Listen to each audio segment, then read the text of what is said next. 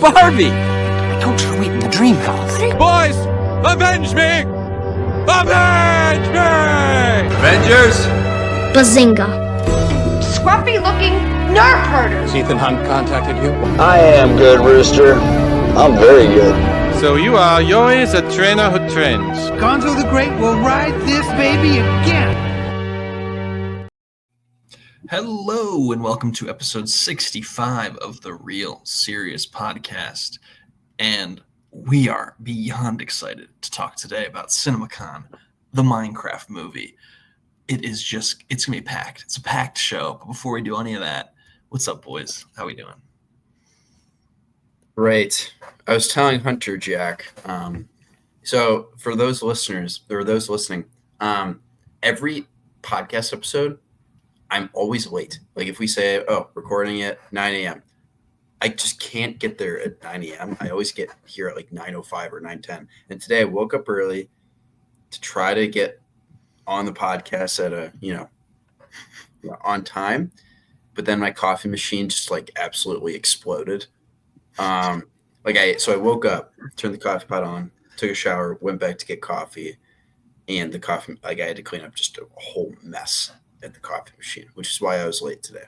But besides that, I'm good. I'm hoping that I have to go check the coffee in a couple minutes, but I'm hoping that I'll be really good if that works out.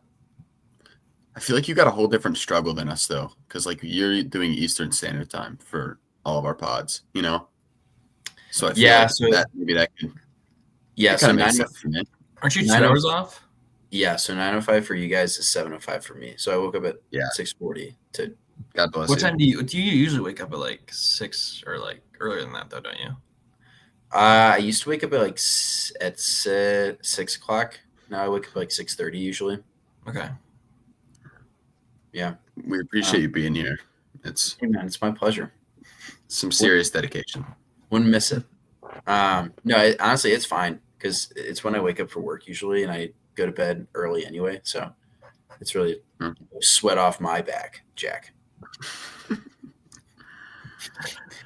Oh, that rocks. Man, I thought, okay, I think we should start with the mind. Let's talk Minecraft for 2 seconds here because it's everywhere over the internet. People are cheering, clapping, going crazy for this movie. We all had our own experiences of something similar happening for us. Is it a good thing? Yeah, it's awesome. What? Because I think there's maybe I'm the outs. I think there's a line, and I see what you're talking about. It's teetering on that edge. Because I think that there's the group of people who are we're gonna cheer, we're gonna yell Flint and Steel, and I am Steve, and then go crazy. And then I think there's the people who are recording it the whole time and trying to be look at me guys. I am a comedian, all right? I am the funniest guy I've ever seen. There's those people. And I feel we're on the teetering edge of what is socially acceptable. For a movie like this, I feel like it was fitting to clap and cheer when the things would happen or when the certain words were said, such as I am Steve or Flint and yeah. It was such an unreal experience because no one in this theater had seen this movie before, but everyone was just reciting lines as it would happen, and it was just insane. People would clap, people would cheer. No one would stand up and be obnoxious, throw their popcorn bucket everywhere. That's just, I feel that's a whole nother level of disrespect, not only to the people that sit around you, but then to the people that have to clean up that mess. So I think whenever you're able to gather, theater workers were looking a little rough. I know. God bless them. I felt that this had to be such a hard weekend for them because I just know they had to clean up some crazy stuff. Mm-hmm. Well, there was an entire section cleared off in front of me of 3 seats, and I was what happened there? Where people, because the seats themselves looked fine. I just assumed that, maybe somebody may have spilled something. Maybe someone could have thrown up. I don't know. But I mean, I had some people teetering on the level for me. We had the people, doing the whole thing. And then there's this group of youths Youths. that were. I know. I feel like I'm really old man yells at cloud here, but like, there's these youths, and like when Dennis went to the real world and got trapped there, they were all like, "No, Dennis, no!"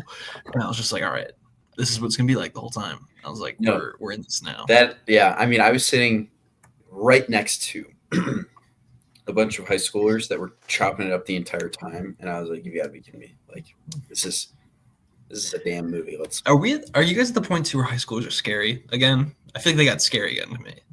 I feel like middle schoolers are scary. Okay, I can't tell the Yeah, difference. high schoolers like early high school and like late middle school blends together in my mind. No, these guys were like, they were nice. Like I shared. So you know how in theater seats it's like 2 seats. You share the armrest. Yeah, we shared the armrest, and like his arm ventured a little close to me, and then he was like, "Oh, sorry, man, like your show." So like he was respectful, but they were just like talking the entire time, and here's the thing. I actually battled. I had an internal battle. I was like, do I say something? Do I ask them to like be quiet? Because if I swear, I think if I ask them to be quiet, they're gonna get 10 times worse, and they're only going to do it to me. Because you know how kids do that, like, "Hey man, can you be quiet?" "Oh, this guy wants us to be quiet," or being quiet, like that kind of stuff. Yeah. So I didn't end up saying anything, and it like kind of after the first like 5 or 10 minutes, it kind of leveled off. But selfishly, as someone who picked the Minecraft movie and to like circle back to what we were talking about, selfishly as someone who picked the top Minecraft in my top 5 top grossing, I'm loving all the shenanigans going on in theaters. So, not to mention, AMC finally released their popcorn bucket, and it was truly just a bunch of tin cubes. Yep. Sure. That don't even look cool. They resemble the blocks from Minecraft. Neat. I thought, I show up to my theater. The only one they have left is the crafting table. They've sold out of everything. Objectively the coolest one. That's the coolest one. Insane. I was just blown away. The obsidian one. TNT was pretty neat. And the steel stinks. But we all know what the coolest popcorn bucket was from Minecraft. Shout out Cinemark. Chicken Jackie. Yeah, that one rocked. Yeah, I was like, that one is so cool. I would never consider buying a popcorn bucket for this movie, but it was so cool that I feel like, yeah, maybe. I also had a moment of social awkwardness when, so you know how at AMC they have like the Stubbs line, right, where you can skip the regular line and go in the special Stubbs line. So my theater was out the door concessions. Like it was literally like a 40-minute wait, and I was like, all right, I really just want my icy. Like I didn't do I usually do like the order ahead, so I just walk up and grab it. Didn't do that, forgot. So I'm like, all right, do I wait in this line, or do I just book it to the gold line and then walk up? Because everyone looked at me, and as I strutted into that line, and I got there, and I just went, and then it was me and a family, right? And then they're like next in line. The dad starts to move. She goes, "Sorry, investor line first."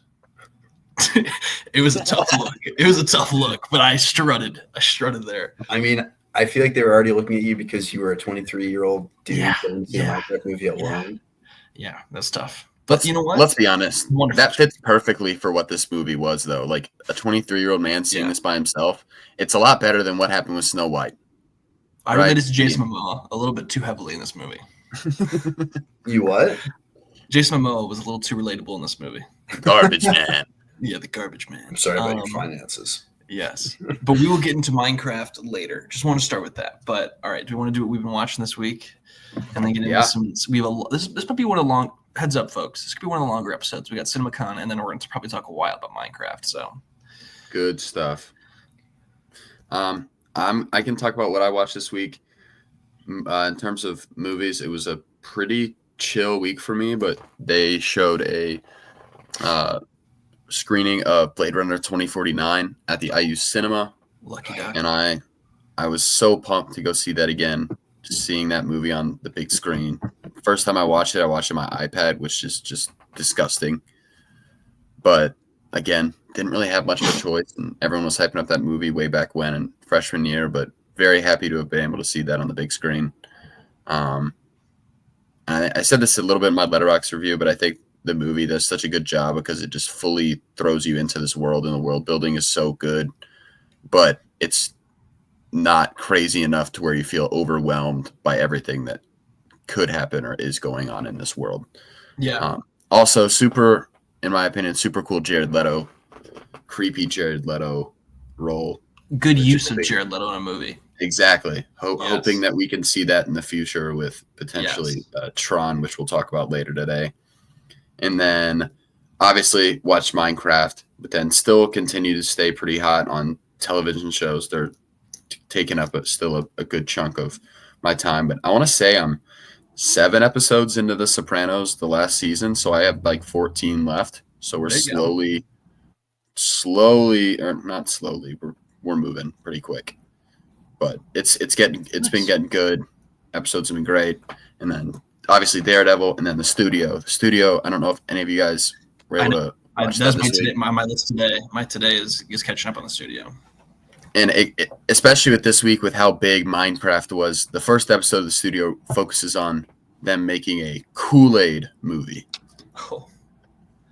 Oh yeah. So it's just obviously making a joke out of, or is it satirizing? I think it's a satirical comedy. Yeah, well, but it literally just makes it.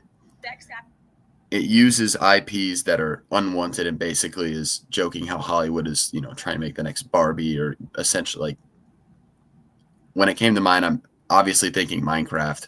Like, I think this is definitely a better IP than, Kool-Aid, but that's just what they use in the first episode. And when I was waiting in line to get concessions, I was like, wow, this is literally just what they said in the first episode. So if you have time to watch it, would highly recommend.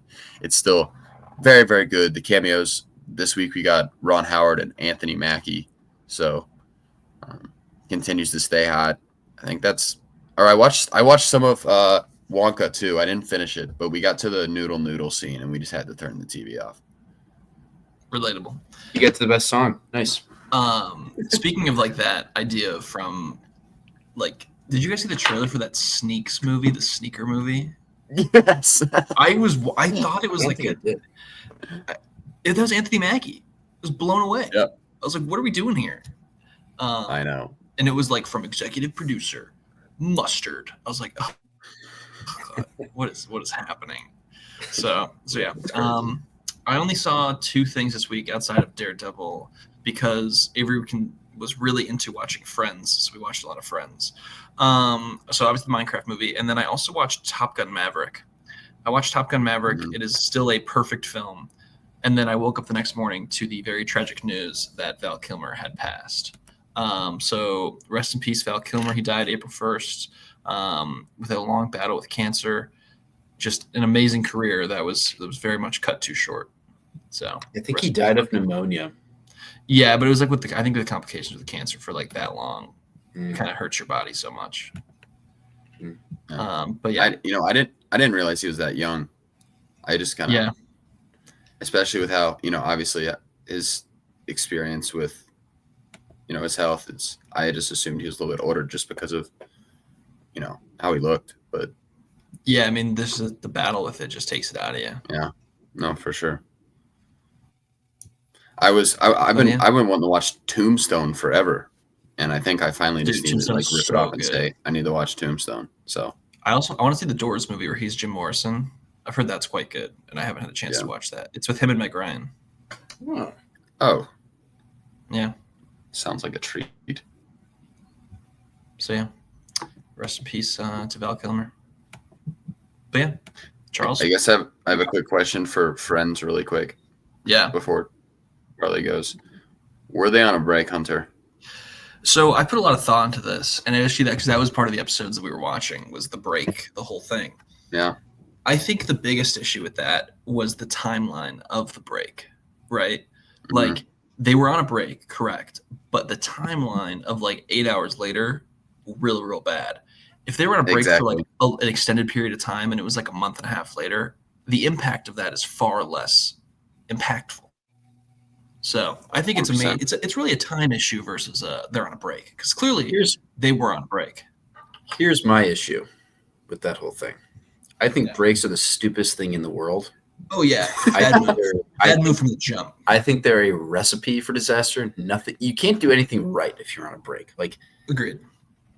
You know, exactly. I will say also, I forgot how Rachel had that guy over afterwards, and then he picks up the phone, and then Ross talks to him. Bad move by Rachel as well. Not as bad, but still bad move. I don't think Ross was in the wrong. They were on a break. That's why breaks are stupid, because like there are rules, but there aren't rules. You know. Sure. So. No, but if any of you listeners need dating advice, you know, you got 3 handsome gentlemen, and this is what we're doing right now. You know, Yeah, don't do breaks. Friends. Don't do breaks. That's the bad. Don't do breaks. Don't do breaks. So yeah, is it my turn? Yeah. Okay.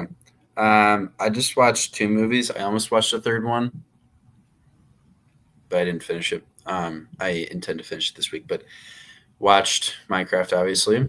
I watched Mickey 17. Finally got around to it. I'm right in the middle of you guys. So like, Hunter was a 2, Jack was a 4, I'm a 3. I thought it was fine. This is probably nothing I'll ever watch again.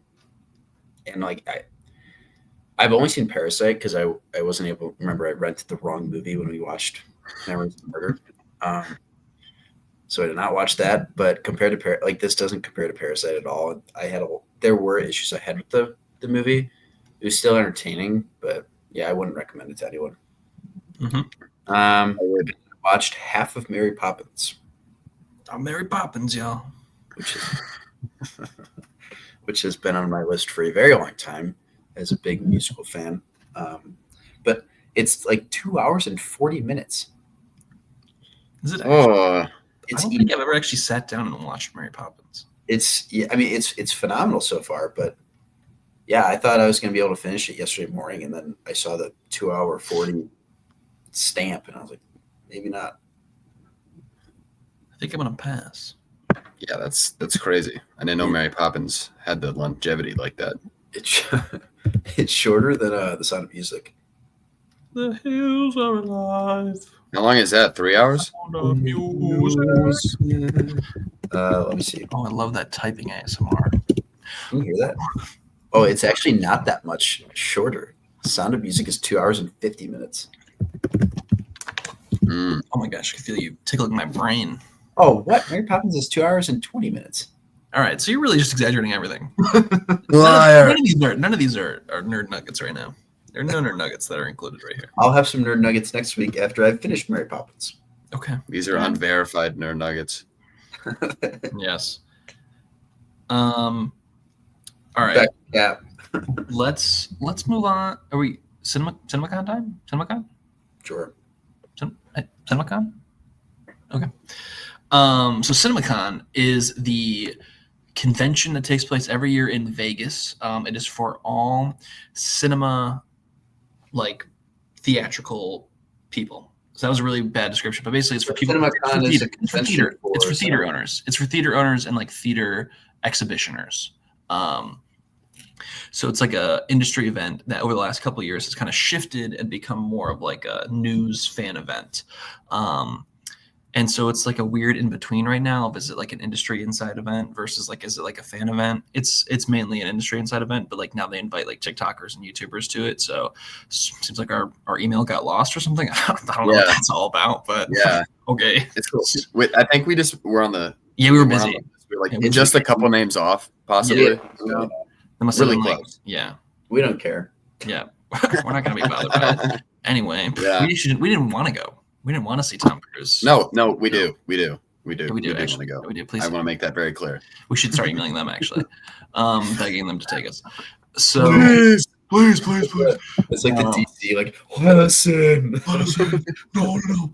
All right. So CinemaCon, starting off with Monday. Monday was Sony's presentation.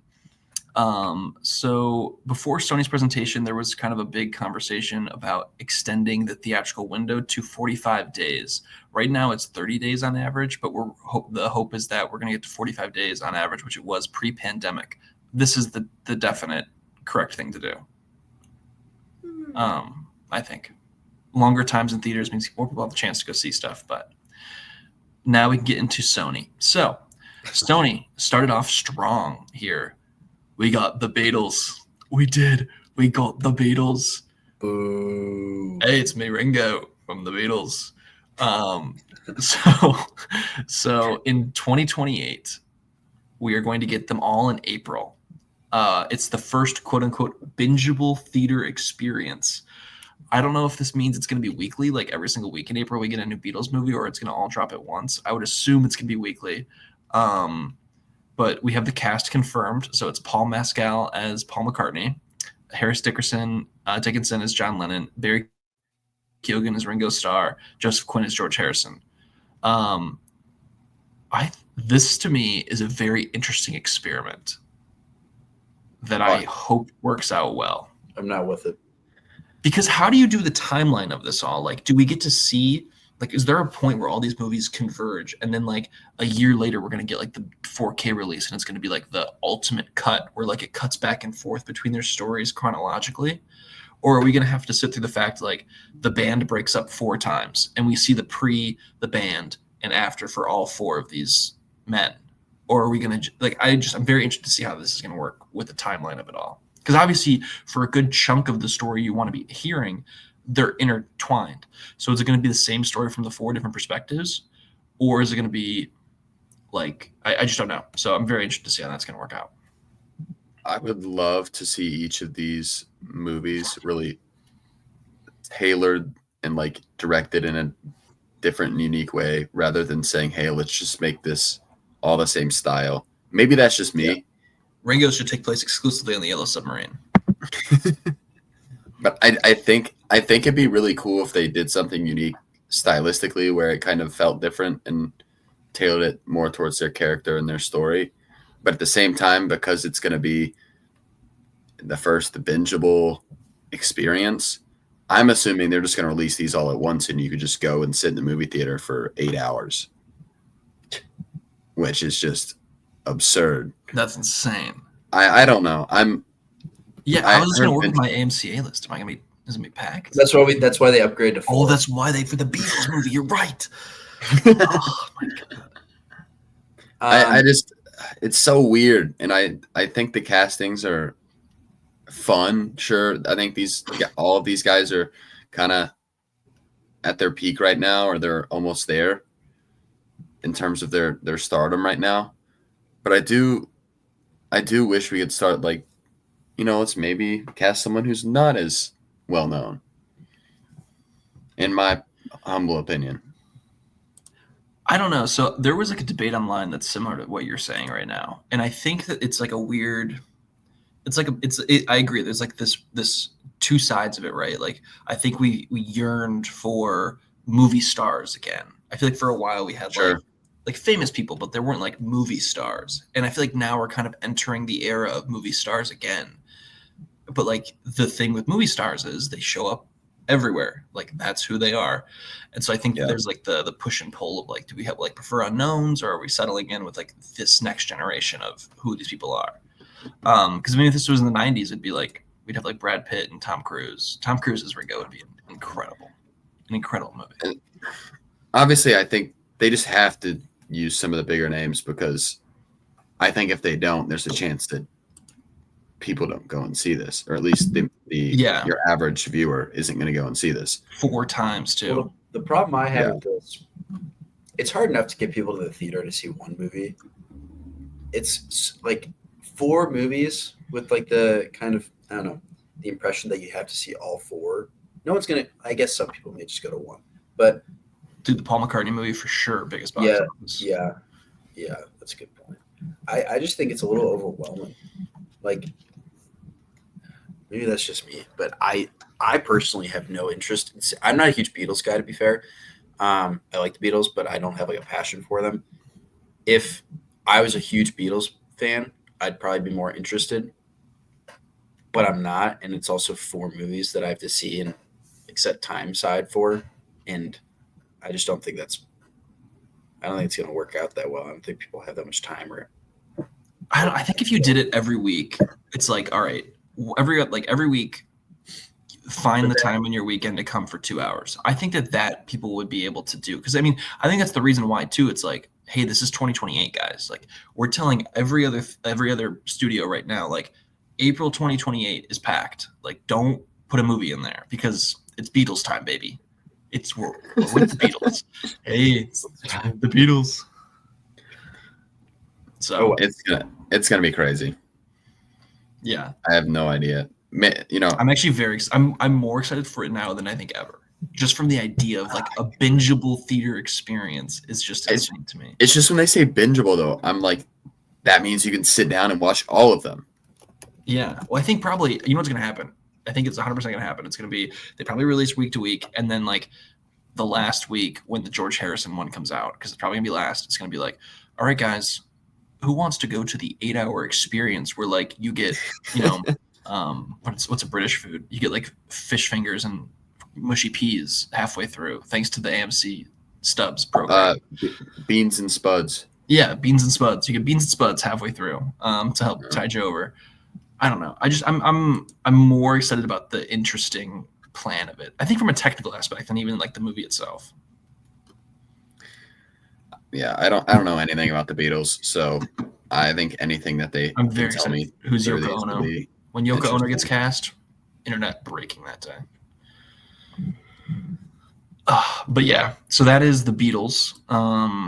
And then, man, I'm just so interested to see how this is going to work out. So then we got the update for 2 Spider-Man projects. So Beyond the Spider-Verse was showcased with a little teaser to attendees, and that'll be releasing June 4th, 2027, along with some photos that were released. And then we got the update for Tom Holland's next Spider-Man, which will be Spider-Man Brand New Day, scheduled for July 31st, 2026. So I think the Tom Holland one, obviously we knew, but Beyond Spider-Verse being June 4th, 2027, we're still 2 years away from Spider-Verse. And I think I'm okay with that. I think I'm all right. Like, take your time. Yeah, it has they the really chance got to it. be the greatest trilogy ever. If they finish strong. Sorry to Charles and Lord of the Rings, but like, let's be honest. If they finish on a high, like if Charles, let me talk to you here. If they finish on like the Return of the King high note, you have to say the argument's available, right? I would say it's definitely the best animated trilogy of all time, best trilogy of all time.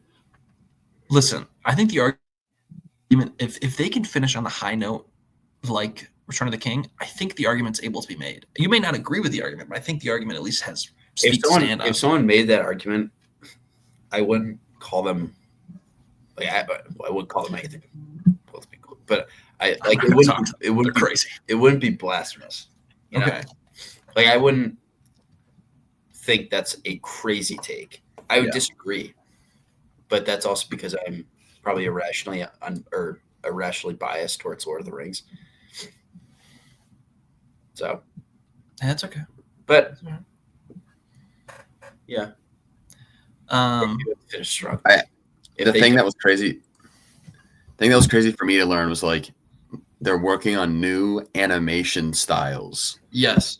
Like, is this one gonna like pop out and grab me from the screen? Like, I mean, they were already cooking with what they had, and I think this is what makes the movie so cool and so unique. Is just that there's so many different types of animation that's in this movie, and it's some of the most beautiful animation I've ever seen in my entire life. So, did you guys? No, go ahead. Finish up. No, I was just saying, like, I'm happy that they're taking their time. I'm glad that they're not rushing to push this out as soon as possible. With that being said, let's not push it back again. Yeah. Let's release it when you say you're going to release it. I think never that forget should be supposed to release a year after the first. I know. Crazy. So they said 2027. Yeah, June 4th, 2027. So that's like almost exactly 4 years. Yeah.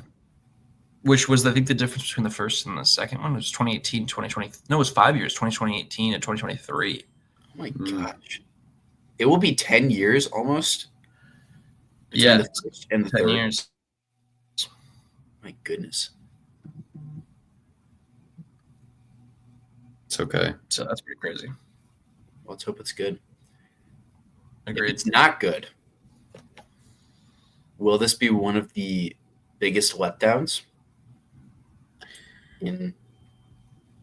I think it'll be a pretty big disappointment if it doesn't live up to the hype, especially with obviously how well the first two movies did. And then you include how long we've waited for this movie and the hype and the buildup that's been surrounding it. So I would say it'd be a pretty big disappointment in my book. I wouldn't say like the biggest disappointment ever, but obviously we got to get the trailer. I think once we get more looks at it, the animation just looks insane. Just from the stills that we got, like just a few, it just completely revived my spirit and got me so excited for this movie and reminded me what this movie's about, why we love it. So I think if it wasn't good, I'd be very, very disappointed. But in terms of like the biggest disappointment of all time, I'm not sure. There's a podcast that I see on TikTok sometimes, and there's a debate they had. Would you rather the Superman movie flop or the last Spider-Verse movie flop? Spider-Verse, I think. They said Superman. Oh, no, dude, I'd be so sad. So like their argument, it might be cooked for Superman. If this flops, it might never come back, and I'd be like the saddest person ever.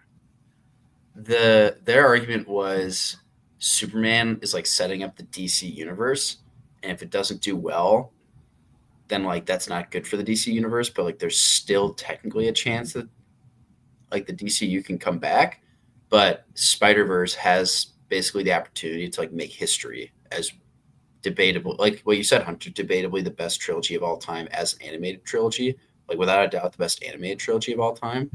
And they like there's so much anticipation that if that flopped, it would just be like kind of like what Jack said, so disappointing, such a letdown. And they said that they would rather the Superman movie flop. Dude, I'm telling you, Superman, we'll talk about Superman for the teaser, but to get to Minecraft, but like if that flops, my hope in humanity is just is at an all-time low. Like I will be the saddest guy around. Maybe the Superman movie would have been super cool and would have done a lot better if he was actually Batman. Oh wait, we already got one of those. What do we? Did you guys see? So before we get into the next day of CinemaCon, did you guys see there was a sneak peek showcase at AMC's where you get to see all the teasers that were released in CinemaCon exclusively, and it's like an hour and 10 minutes. It's only $3, so I got it. So I'm gonna go on the 22nd. So highly recommend if you guys have time, we can see the little teasers they sent out, which includes the first, I think, images and stuff from Spider-Verse. And I would probably assume Wicked as well. Yes, right. Which is we lost Charles. Yeah, I would think so. And then obviously the Superman stuff we already got to see in Minecraft. There's a couple other things that released that we didn't get to see yet. So I'm pretty pumped for that. So highly recommend if you're a movie buff like us, highly recommend doing that. Also next week I have a 3-movie weekend as of now. Yes. What is it? Warfare, Drop, and Warfare, then Drop, the Amateur. The Amateur. I think it's the Amateur, or are we just? Is it the Amateur? I'm just saying Amateur. Okay. Definitely the Amateur. It definitely is the Amateur, but the Amateur sounds fun. But yeah, so I got a packed weekend next week. There's only one showing of Warfare in IMAX, and I have to see it in IMAX, so I'm going at like 10 p.m. Ridiculous, but it is what it is. All right, CinemaCon Day 2. So let's move on to Lionsgate. So Lionsgate last year was big on the Michael Jackson biopic. They did not touch on it this year. The big rumor is that it's being delayed out of October to next year, and even being talked about being a 2-part movie. A lot of jokes online saying like, no way this is even happen. Like they shouldn't do this at all. Or like when Michael was popular versus when he kind of crashed, it'd be like the two sides of the movie. I don't know. I just kind of want to see this. I don't think 2 parts is necessary for Michael Jackson. If Elvis didn't get 2 parts, I don't think Michael Jackson needs 2 parts. I think those are pretty like similar, like cultural figures in my mind. Sure. Well, Elvis was about 3 hours, so I feel like Elvis is more. I'll take 3 hours though. Is that a crazy take? I don't know. I mean, obviously, I'm a pretty big Elvis guy, and I love that movie, but like, it depends on what people think. I think it was like the Michael Jackson, the cultural impact that he was able to bring. I think Michael Jackson probably was a bigger, like, culturally around the world than Elvis was. Yeah, because the Snowman locked Elvis in Vegas and didn't let him leave. Yeah. Colonel Tom Parker. Come on, buddy. Come on, hey pal. No, but I don't know. I think it's just like seeing the Michael Jackson. I mean, I'm sure it was the same way with Elvis, where people are like screaming, and obviously you get a little bit in that movie. People are trying to like grab his clothes and stuff. But I mean, the fandom for Michael Jackson is just insane, and they're very dedicated. So I hate that this is continuing to get delayed, because I think there are a lot of people. I think it's going to be good. See this movie. I do too. I like Michael Jackson. I like his music. I'm not the biggest. I don't know a lot about him personally, so I think this is something that I'm excited for. Yeah. So then we got another look at The Weeknd's Hurry Up Tomorrow, which comes out May 14th. Apparently looks pretty good still. And then another look at Ballerina, which also releases this summer. We also got confirmation of a John Wick 4 spinoff starring Donnie Yen, an animated prequel movie coming about the origins of John Wick, and then a confirmation of John Wick 5 with Keanu Reeves returning with Chad Stahelski.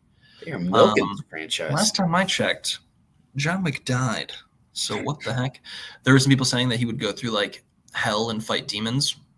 In on that, but I think that he's just definitely faked his death. Some of us haven't seen John Wick 4. Some of us are 3 years behind then to something, and they should hurry up, because John Wick is awesome. Some of us have only seen John Wick 1 and some of 2. Well, some of us are not cool then, because you're missing out. Because John Wick is really cool. But yeah. I mean, I don't know. I think that the spinoffs are a little unnecessary, but the animated prequel is at least interesting to me. Of like, if we're going to do this, maybe the animation style will allow like a quote unquote young John Wick to do some more interesting action. But a John Wick 5, I kind of feel like he had a great send off. Yeah, I wish me and Charlie could talk to that. Yeah. If only you guys, heard of Cinema, guys? Jack, we're not cool guys. Check it out. Cinema, heard of it? But then we also got a confirmation of Now You See Me, Now You Don't, the third installment of the Now You See Me series, along with confirmation a fourth Now You See Me is in production. And then we got a teaser for Hunger Games Sunrise of the Reaping, which comes out November 2026. And some teases for The Long Walk, the Stephen King novel turned movie, coming out September 12th. Where Mark Hamill is the villain, and then the Christmas Day release of The Housemaid, based on the trilogy of books starring Sydney Sweeney, Amanda Seyfried, and Luca Guadagnino came out and talked a little bit about his American Psycho reboot that is still in development. So yeah, that was Lionsgate. Anything else there? No. Cool. All right. Warner Brothers was up next. Warner Brothers released the Superman footage, which we could. Do you want to talk about it now, or do you want to wait for the beginning of Minecraft to talk about it? We can talk about it. Yeah, let's talk about it. All right. Since I feel like I'm the biggest fanboy for that, I'll save myself to last. If you guys want to go first. Initially, I was kind of skeptical when they showed footage, because I feel like I was kind of scared they were going to show something of substance that was going to kind of not ruin part of the movie, but with just showing more of the movie, I was initially a little scared, because I was just like, wow, this, especially when I clicked on the video, because it was like 6 minutes or 5 minutes, something crazy like that. It's like, oh my gosh, like, what are they going to show us in here? It was like, what do they need to show so bad that's gonna really help market this movie.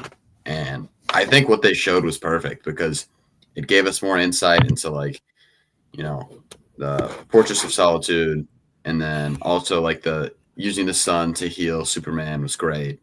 And then you had obviously the bots that lived in the Fortress of Solitude. Then we got more looks at Crypto. Still love that dog, but it was just a great little segue into like the trailer. And I was so pumped. And obviously the Superman logo with the colors flashing behind it to end it was just chef's kiss to top it off. So I think they did it very well. And I think if they would have shown maybe another clip where there was a lot of dialogue that maybe, could have revealed something that happens or what this movie is going to be about, I would have been a little frustrated. But I think they showed exactly what's going to keep me on the edge of my seat and wanting to see more. Agreed. Yeah, I echo everything he said, everything that Jack said. They really didn't show that much.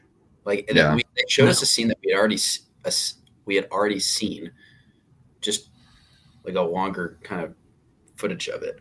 But in that longer footage, nothing really happens. We just see Crypto more. And I guess, we saw the Fortress of Solitude, but I didn't even know that was what it was called. So thank you, Jack. But I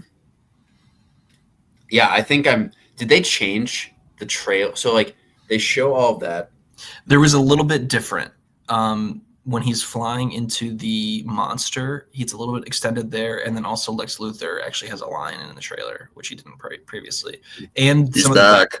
He's back. And then some of the background CGI, I think, was finished for the final fight, it looks like, where Lois and Clark are sitting there and he like leans forward to her. And then behind them is like the purple orb. Because now there's clearly, it looks like Guy Gardner's Green Lantern is like attacking whatever that thing is, as Superman is just aura farming with his cup of coffee.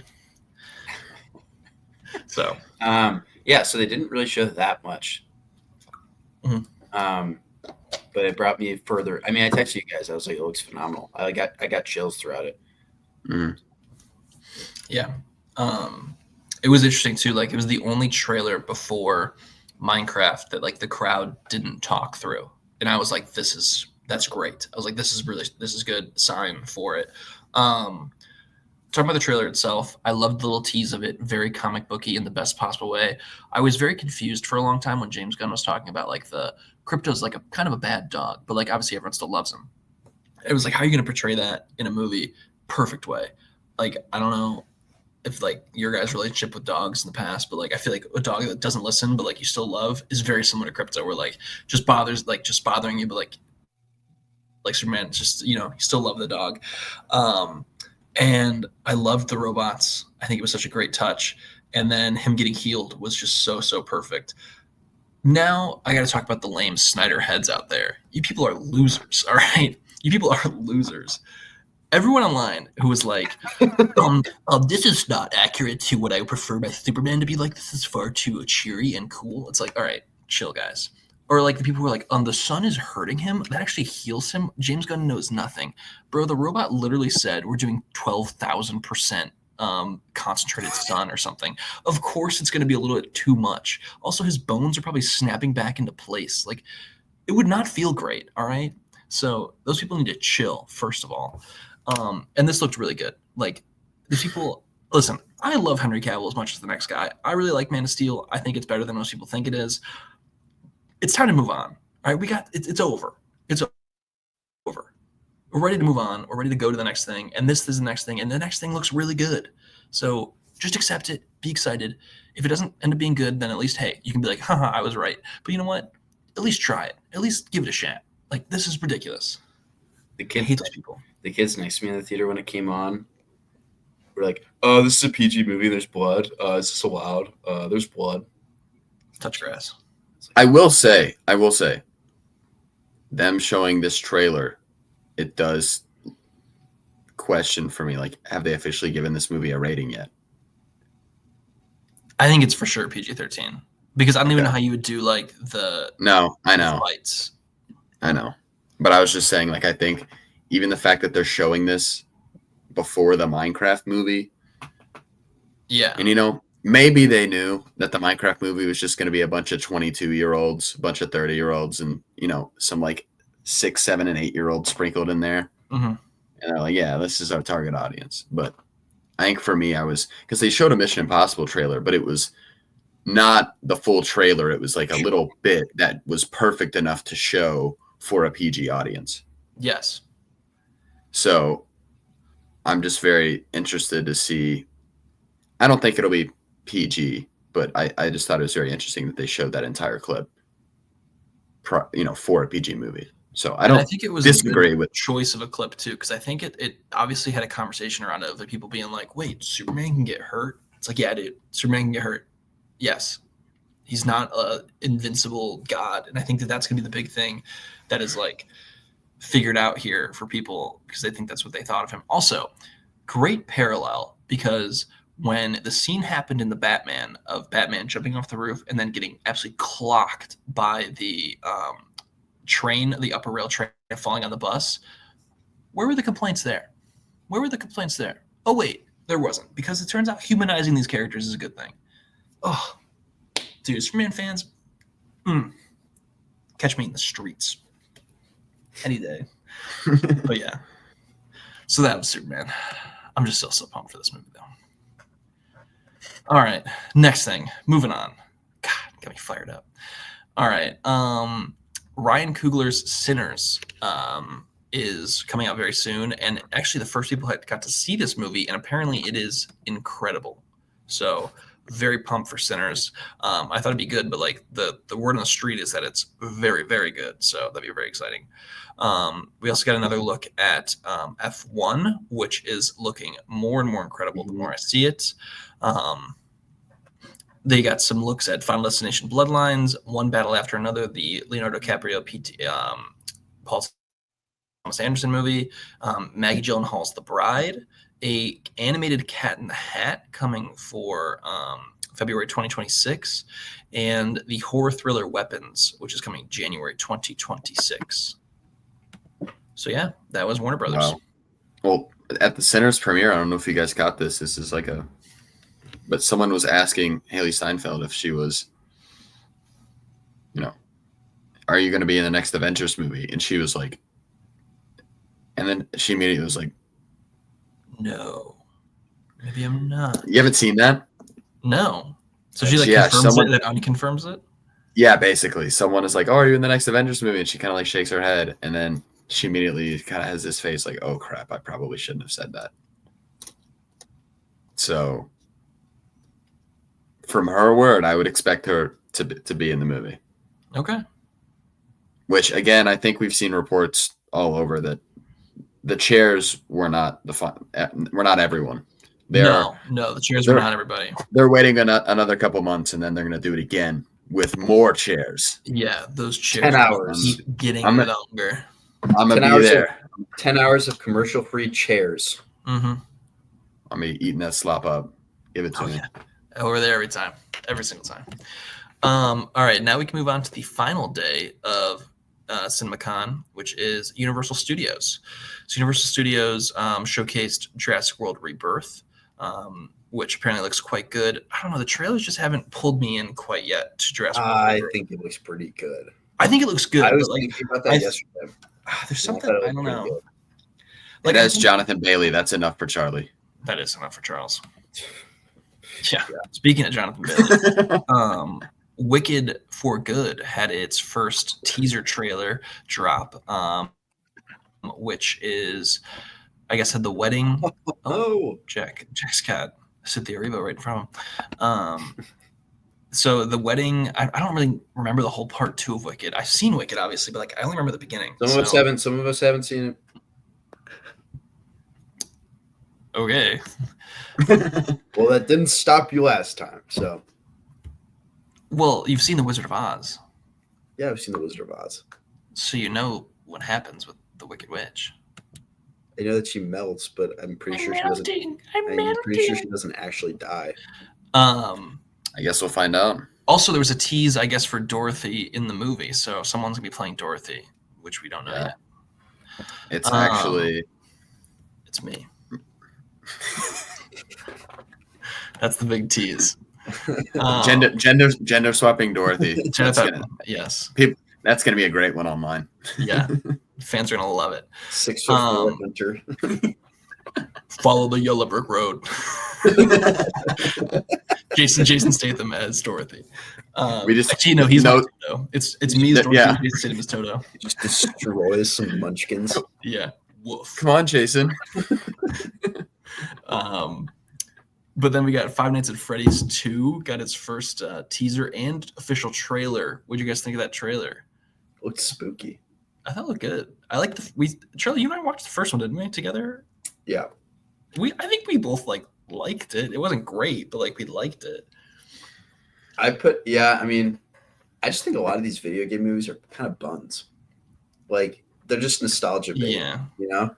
And it's crazy how some of them just transcend to the other level though. Like The Last of Us, it's just so much better. But Mario movie, Minecraft movie, Five Nights at Freddy, they're all just Mario was decent. Mario was not that good. Yeah, but it was fun. I think the animation style for Mario is what makes it I like so Sonic. fun to watch. Sonic was pretty good. I didn't see Sonic. The Sonic trilogy. Didn't you almost walk out of Sonic 2? I did, but the third one's good. The first one is good, and the third one's good. The second one, I would pass on. So if you average them out, they're meh. They're a solid 3 out of 10. No, wait, 3 out of 5. Okay, yeah. So none of them are that good. So Five Nights at Freddy. Sorry, Jack. Go ahead. No, you're good. I was saying not to just diss the Minecraft movie, which obviously we're going to talk about, but I think I would rather have the Sonic movies than the Minecraft movie.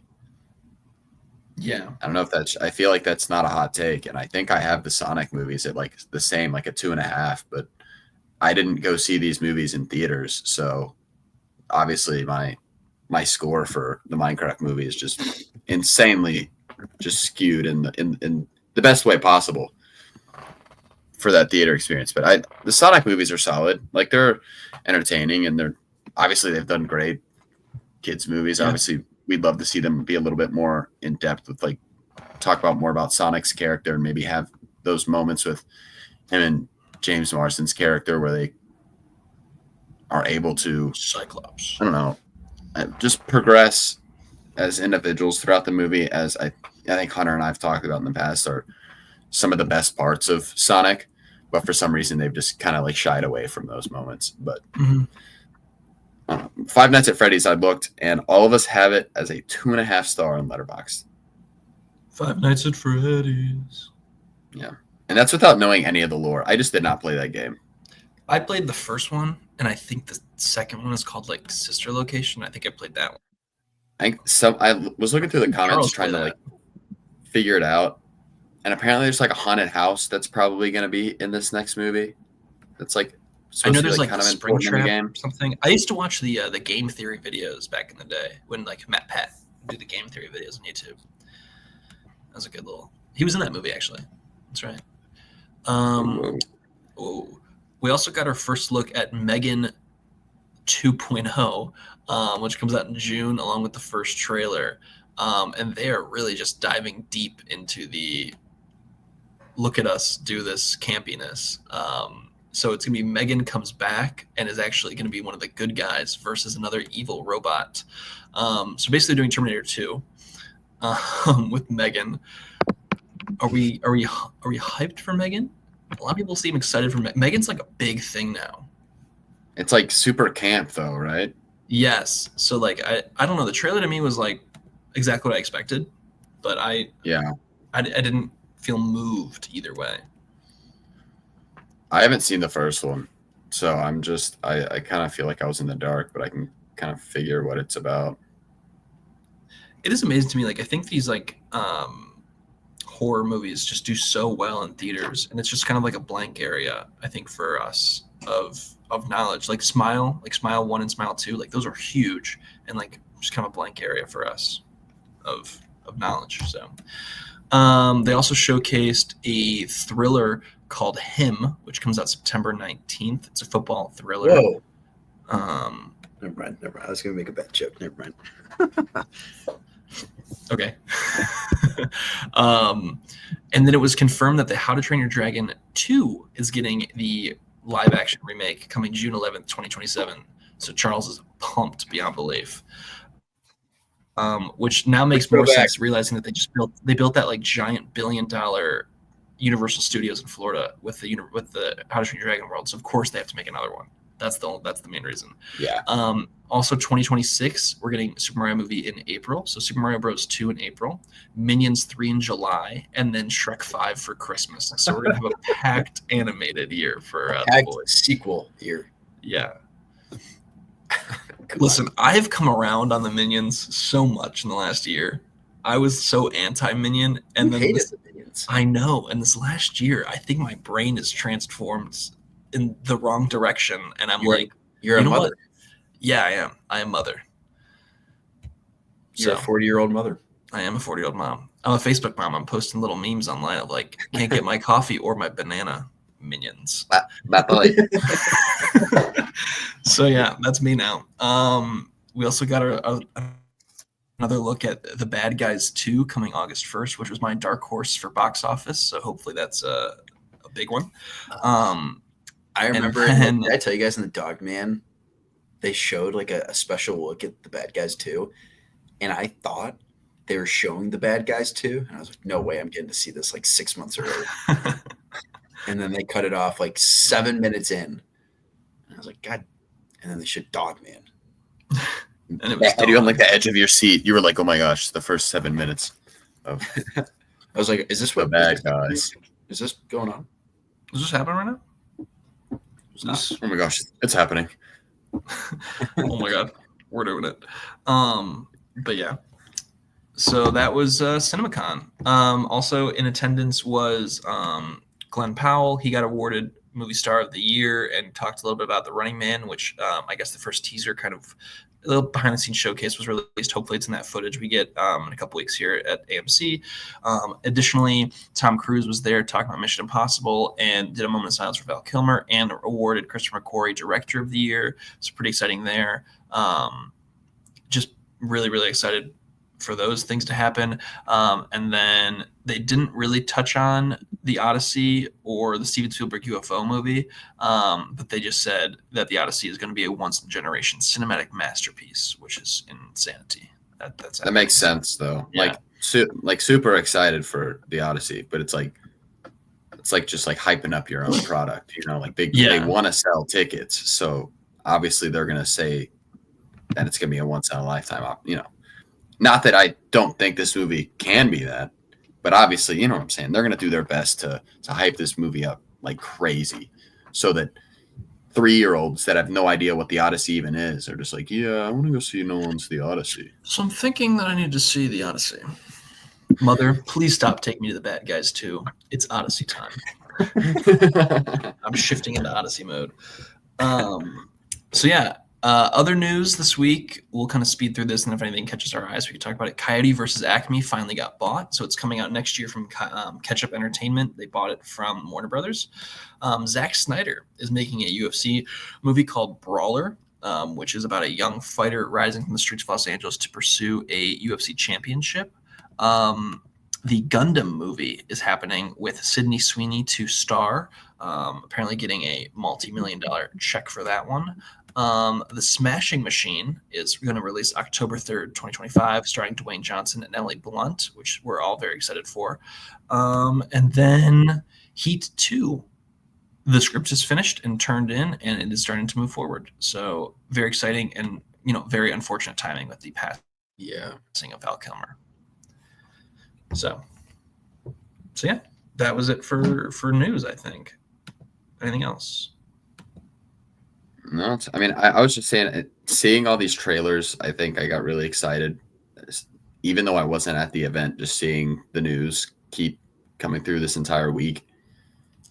Especially with Wicked, I think it's so awesome that we were able to have such a great experience with the movie, less than 5 months ago. And the new one comes out in 5, like 6, 7, like it's so close, and we should be getting the trailer I would assume any time now, because that kind of fits the marketing release that they did last time. I mean, holy cow, they released the first trailer for the first Wicked for the Super Bowl.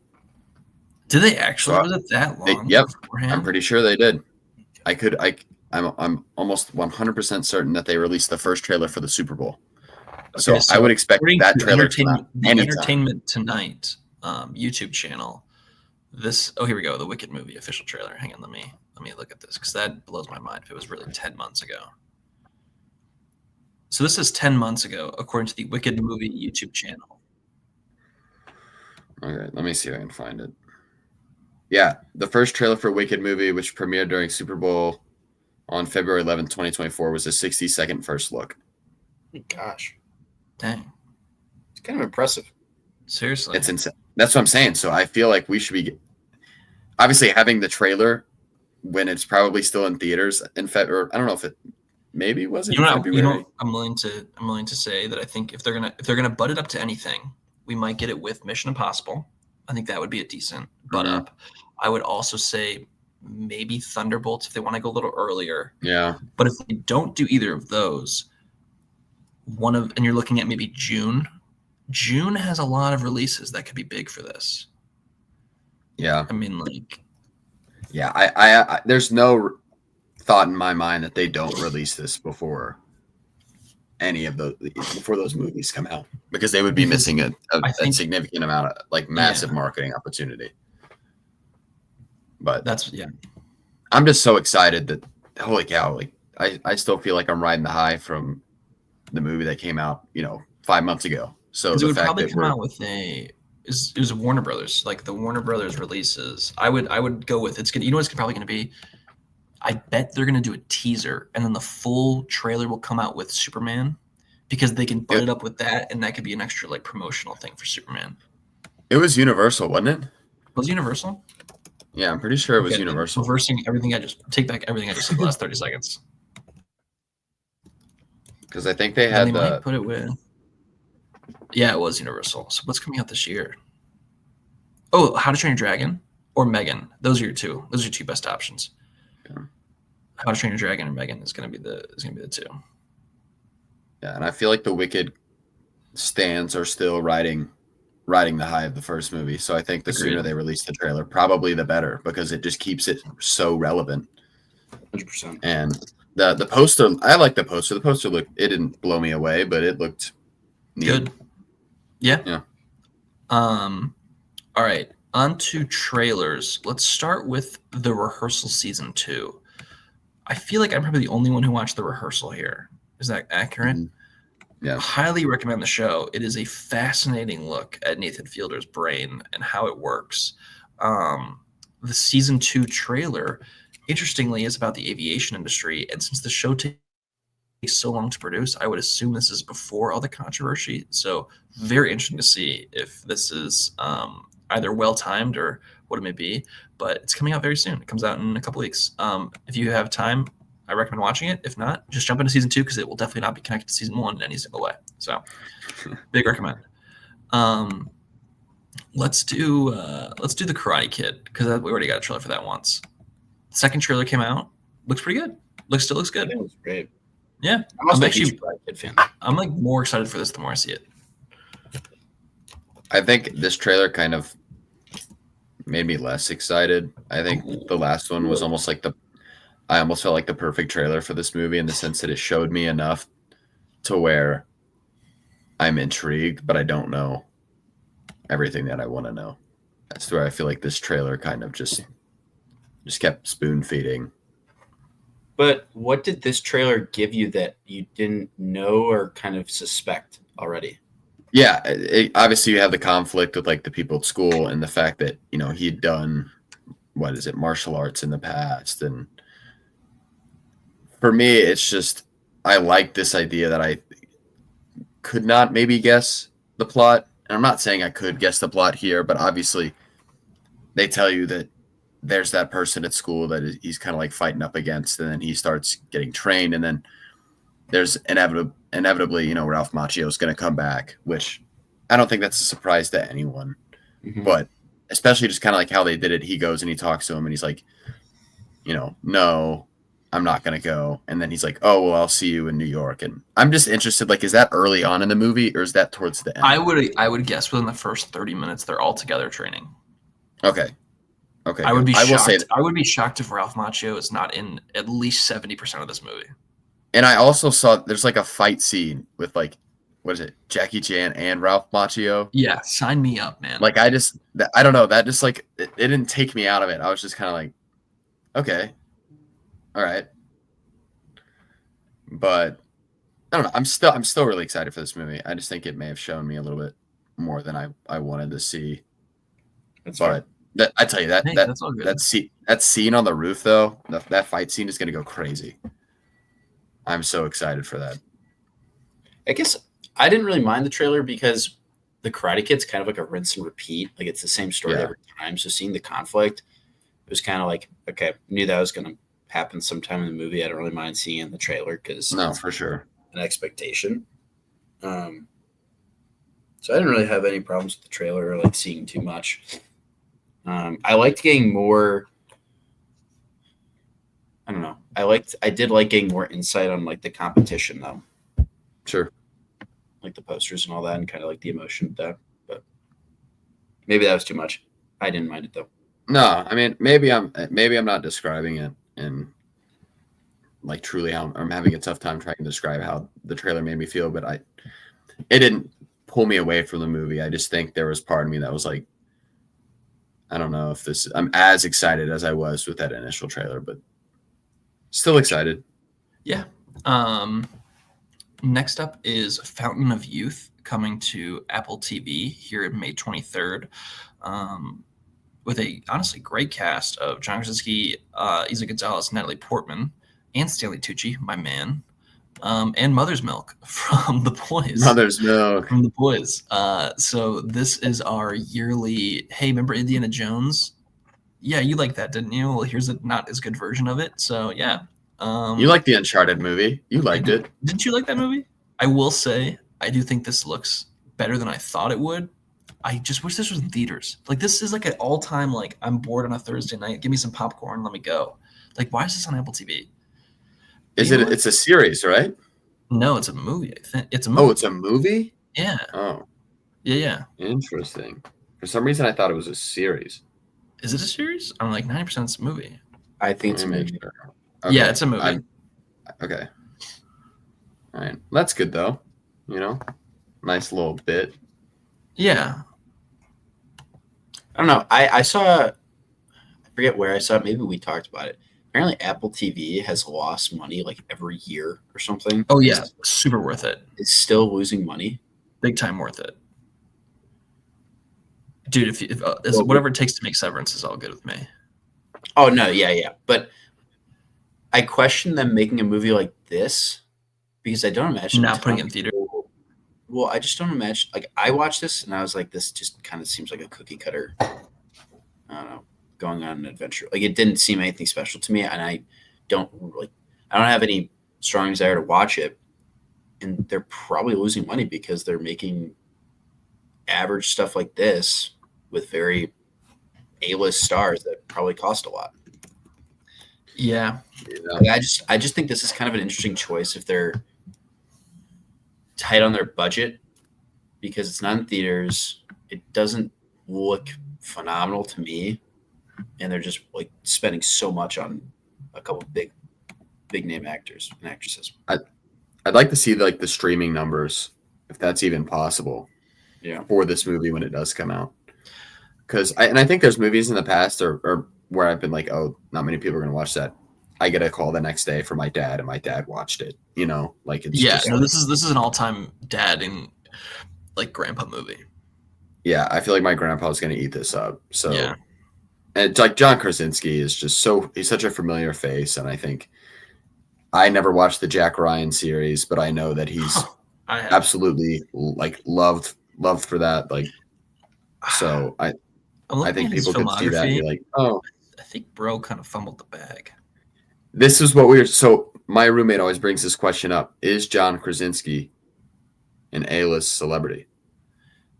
I don't know. See, this is where it's hard. So I'm looking at his filmography, right? Like, Yeah. So you obviously have The Office, and then little like couple things here and there where he's in it. Then 13 Hours, The Secret Soldiers of Benghazi. He's good in that, and that's kind of his heel turn to become a leading, action star. Yeah. And then a couple things here and there, and then you get A Quiet Place where it's like, oh shit, like he wrote, directed this, like he's starring in it, like he's great here. Yeah. And then he really doesn't do anything until A Quiet Place Part 2, where he's like kind of in it. Yeah. And then nothing until Doctor Strange and the Multiverse of Madness is like his next big thing. So like that is from A Quiet Place to Doctor Strange is 4 years. Then you have DC League of Super Pets where he's Superman and he just voices a character. In between you have Jack Ryan, but like that's kind of a streaming show. So like not a lot of people are, that's not moving him up in the world. And then If he directed where he's the dad and the voice of a marshmallow.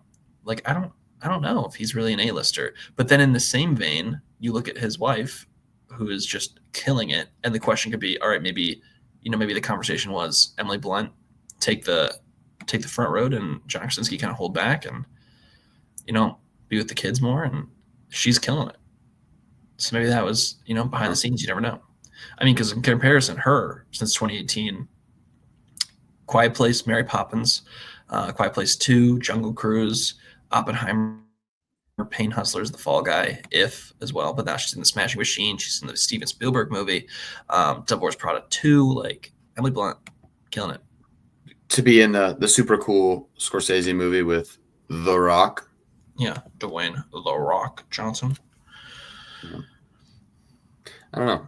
I think it's interesting because it's like when you look at A-list celebrities, like how you define them. Is it truly how well known they are, or would you also factor in their work as well?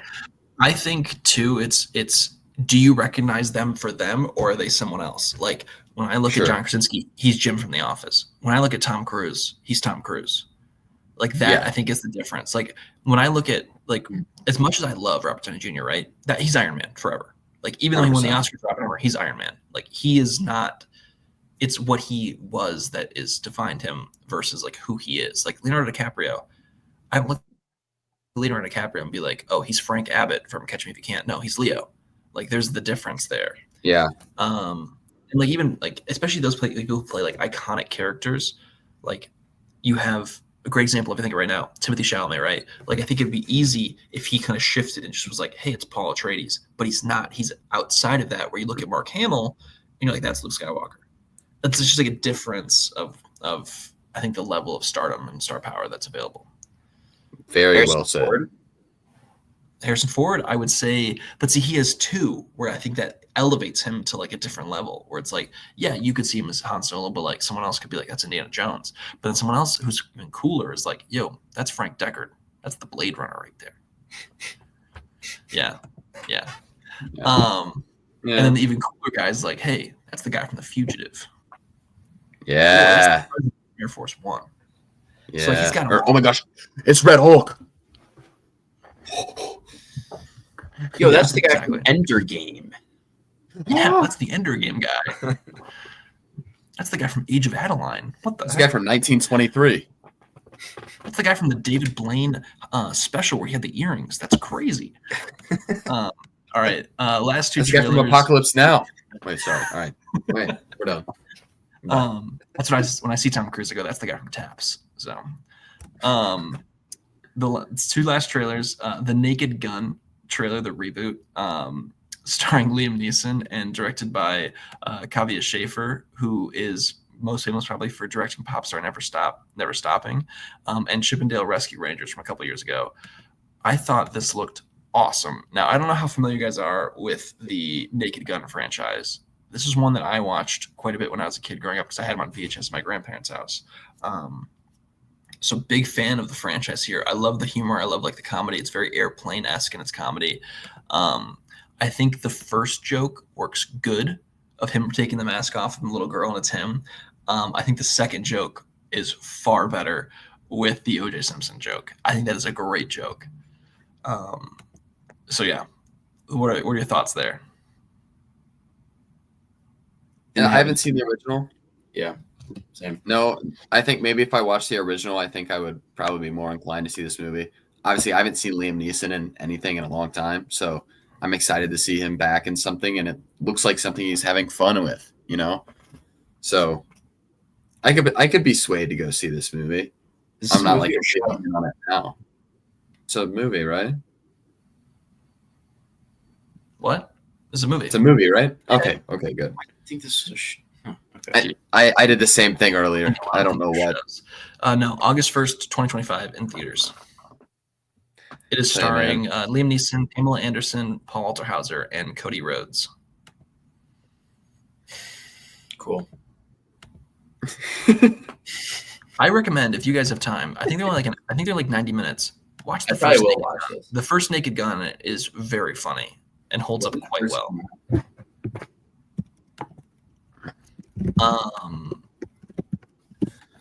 1988.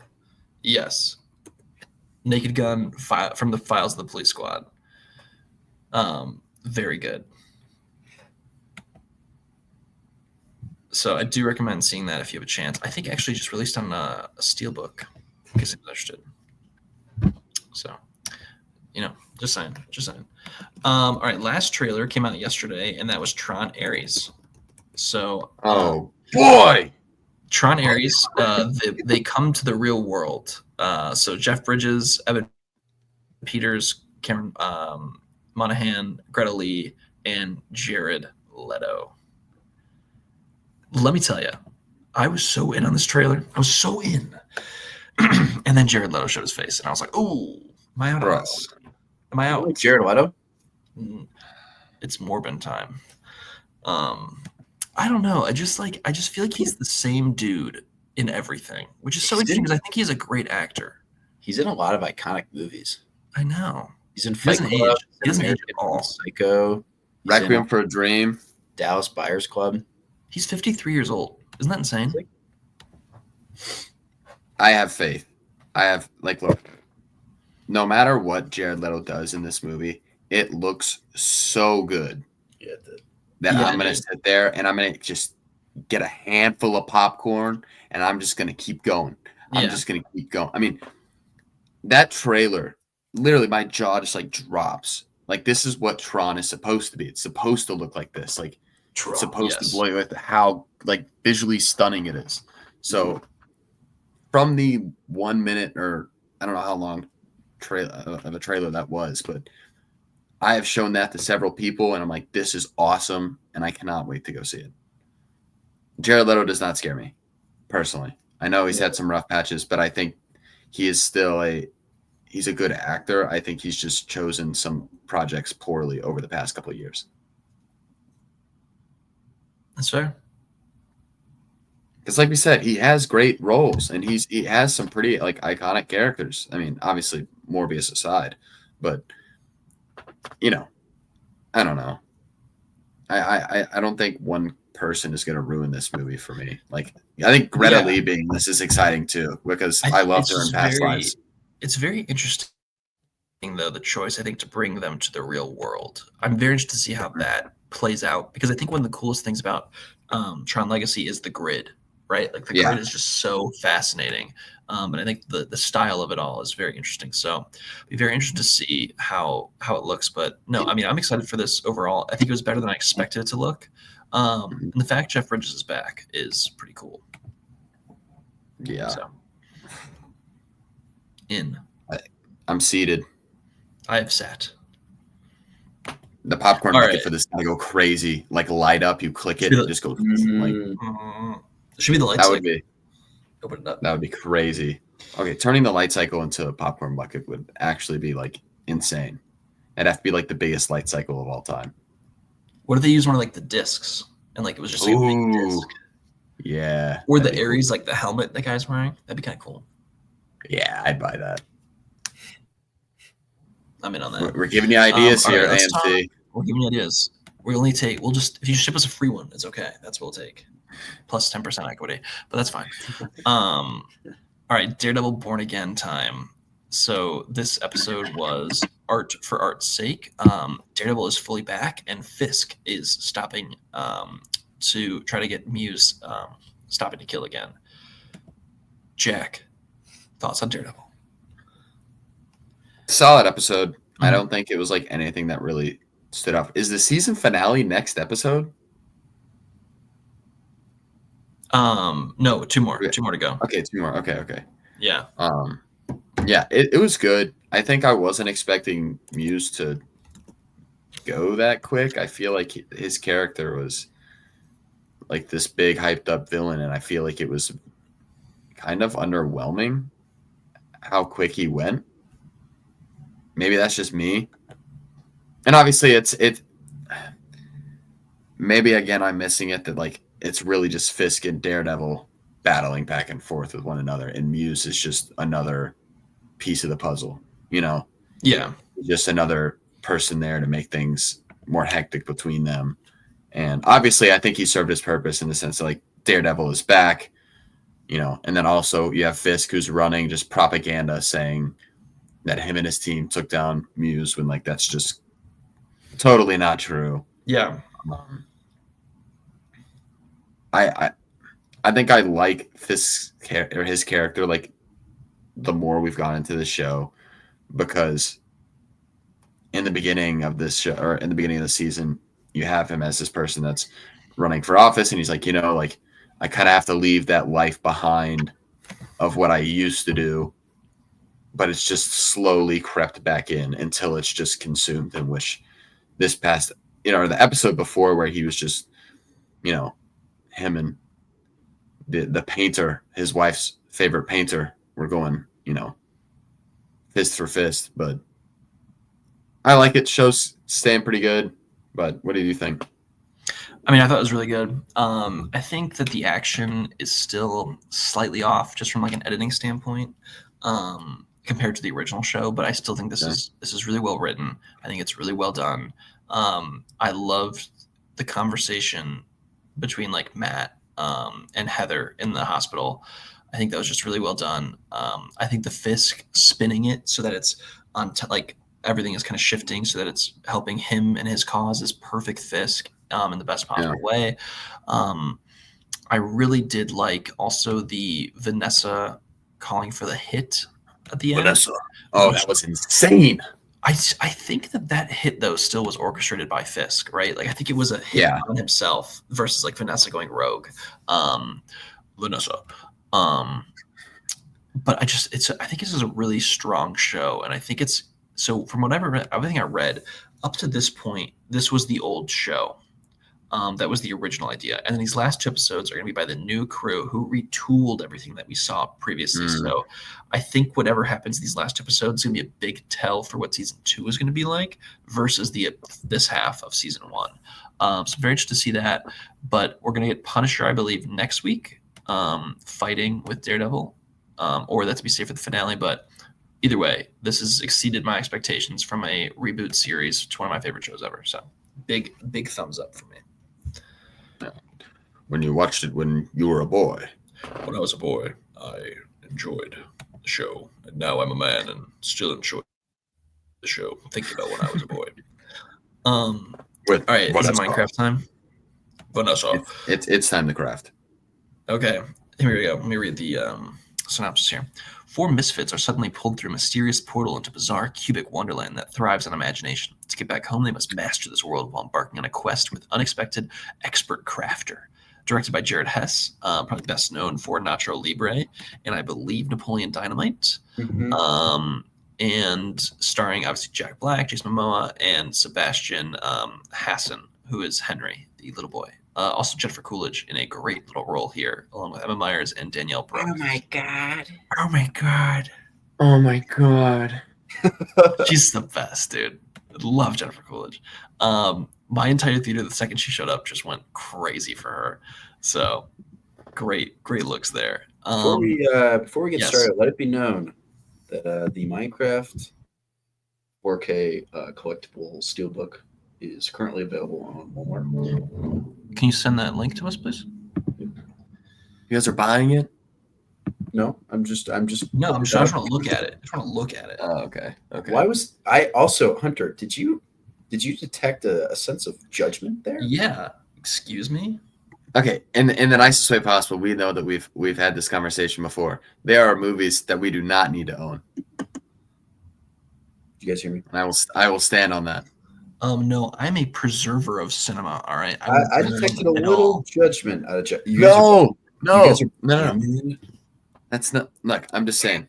Yeah, maybe I am. Dude, look at that bad From- boy. That thing is sick. Oh, there we go. That thing is This sick. is my opinion. It's cool. It looks good. I'm just saying. For a I'm movie gonna that wait we for the, I all want to wait gave for the Amazon one to come out below, because it's an Amazon exclusive. for a movie we all gave below 3 stars, I just don't know. Like spending $40, it just doesn't feel like a rational decision, in my opinion. I don't feel like that's judgment. I feel like, in my opinion, it's just kind of like Hunter, get this guy out of here. Yeah. Listen, I don't know. Hey, listen, pal. Are you working with the Nether? Are you on Big Chungus's side? The Nether. All right. Lock him in the dungeon. Yeah, this movie is the definition of brain rot. It was. Oh man. All right. Do you want to do it chronologically? Or do you want to just talk about it generally? Do we want to like? We're obviously spoilers ahead. We're not doing a non-spoiler section for Minecraft. let's do chronologically, I guess. Let's just do that. All right. I loved the opening of him talking over it, and then like the little world loading like it does in Minecraft. And I loved him in the office, just like printing things. Yeah. Eating his blocky meal. And then deciding he had to go back and yearn for the caves. Well, then That's great. It was. I thought it was funny when he's like, "And I was ready this time," and the guy like steps up, and you like think they're about to fight, and then he just goes, "Ooh!"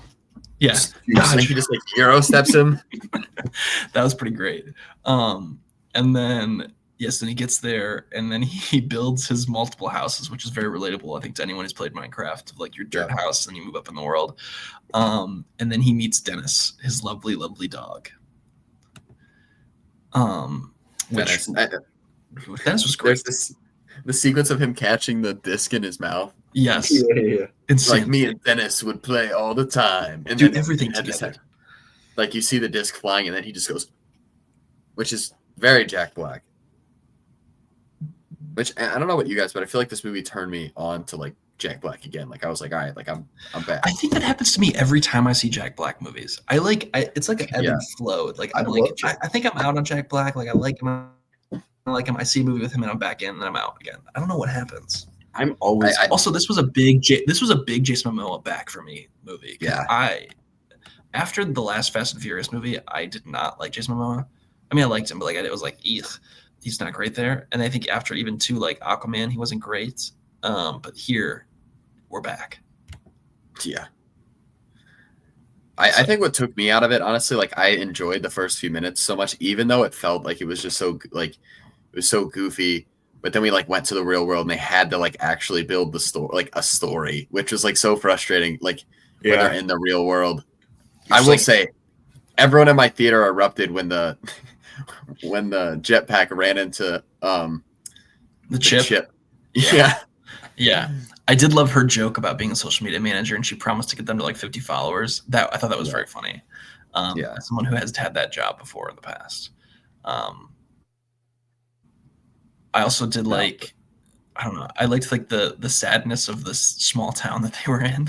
Yeah. Like, it was such a bummer. And then Jennifer Coolidge been like, you're the only person who's I can't even do the voice, but like who's enrolled here after the rankings came out. Like there's the little bits here that are just good. And then the rest of it is just like, it's like the in-between parts are just so poor. Yeah. It doesn't work. Well, I don't know. The entire first like 20 minutes, I just in the real world. I was like, get us to the overworld. Get us get me back to Minecraft. Just get us to the Minecraft world. That's what I'm here for.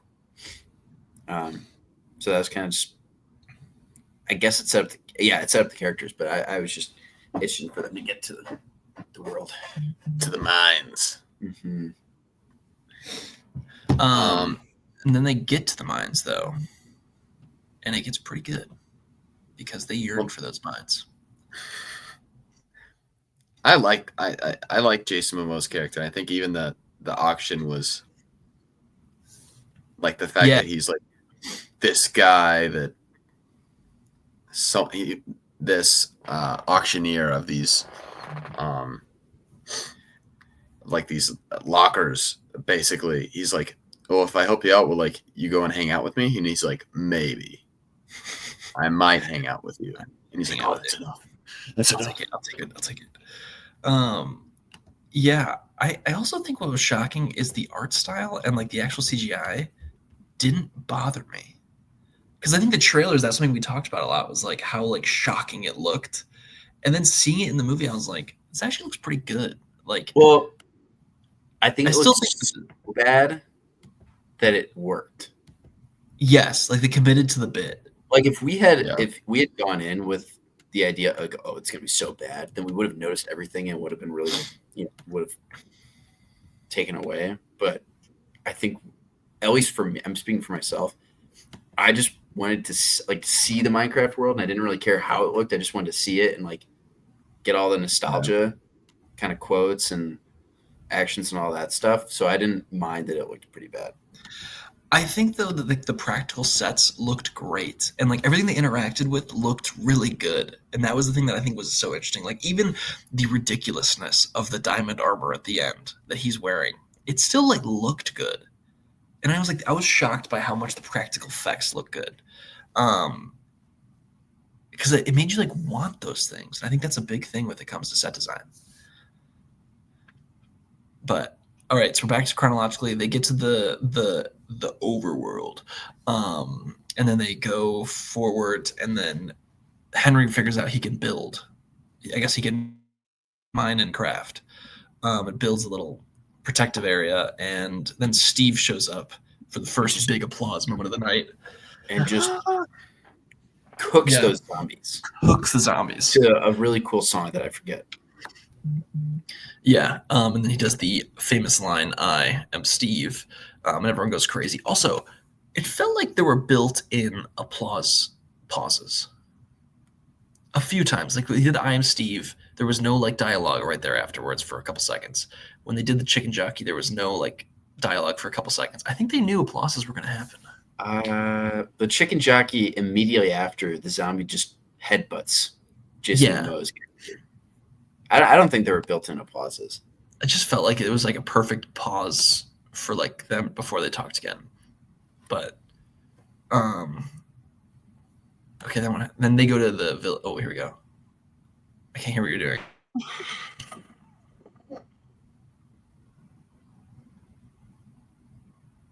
No one can hear what you're doing, Jack. I couldn't hear it. It's still funny though. Sorry, guys.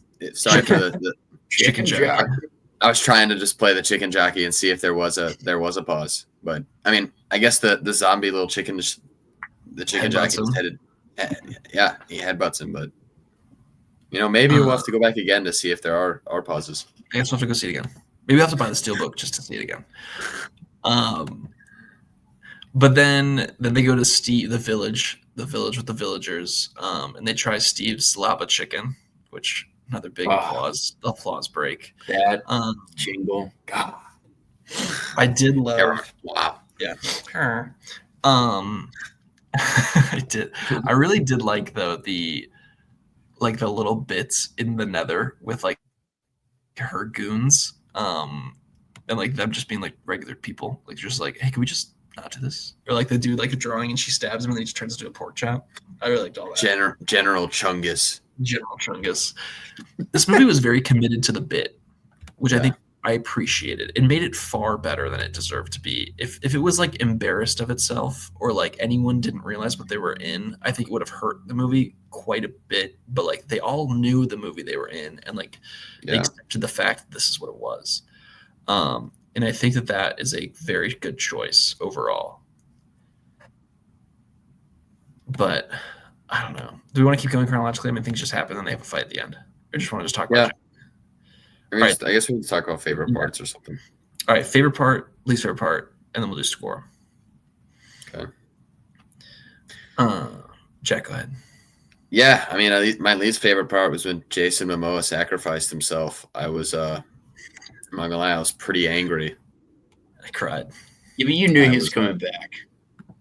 No, I know, but it's just like, but then he came back and it was super epic.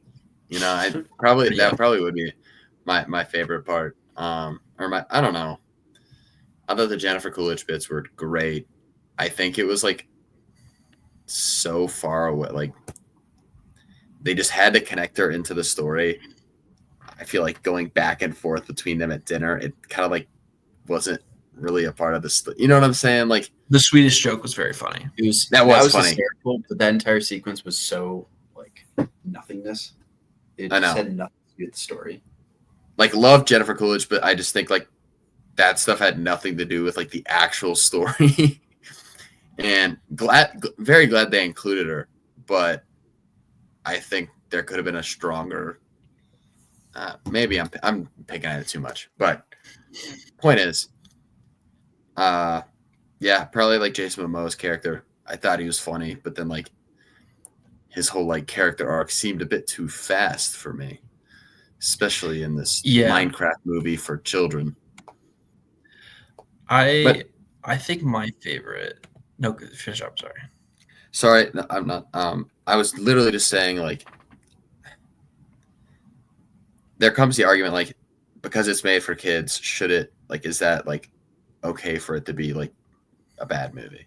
You know? No. And I'm like, I feel like if it's specifically made just for kids, you know? Yes. But I feel like with this movie, the IP is so big that it applies to so many different age groups. You know, like this isn't like Barney, you know? Yeah.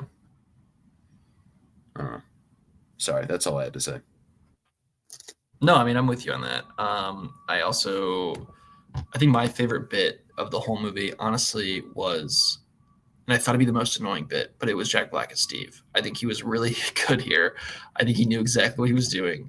I think the way he portrayed Steve would not have worked in anything but this movie. And honestly, I can't think of anyone else who could have done it as well as he did here. There's just something like so. It's a magical power he has, where I think anyone else doing it, it'd be annoying. Him doing it is somehow like endearing. And I think it's just the goodwill he's built up with us over the years as like an audience. But it works, and I did enjoy all that. I think that I actually really liked their final song where it was like, here's where the characters are now. I liked quite a bit.